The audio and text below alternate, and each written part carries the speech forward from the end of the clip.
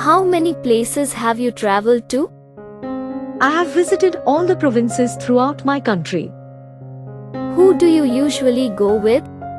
I often go with my family, sometimes with my best friends. What's your favorite tourist attraction? That would be Venice City in Italy.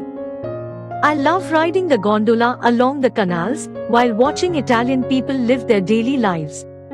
Have you ever been abroad? Yes, I have. I came to Italy last year for a business trip. What language do you use when traveling?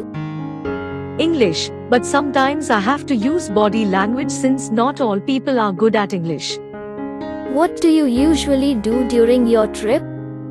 I often go sightseeing, take pictures, mingle with the local people and sample the local cuisine.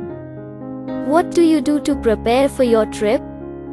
Before the trip, I search for information about the location, weather, famous tourist attractions, transportation, local cuisine and prices on the internet. What do you usually bring when you travel?